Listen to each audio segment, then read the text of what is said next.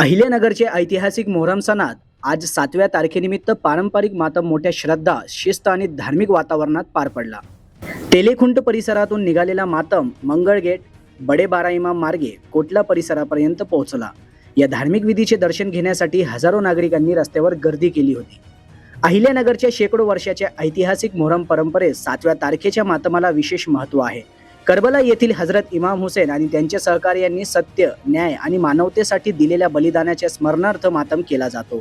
आज सकाळी तेलेखुंट परिसरातून मातमची सुरुवात झाली. मंगळगेट, बडे बारा इमाम मार्गे हा मातम कोठला येथे पोहोचला. संपूर्ण मार्गावर या हुसेनच्या घोषणांनी परिसर दुमदुमून गेला होता. मातम हा केवळ धार्मिक विधी नसून अन्याय विरोधातील संघर्ष, सत्यासाठी दिलेल्या बलिदानाची आठवण आणि मानवतेचा संदेश देणारी परंपरा मानली जाते.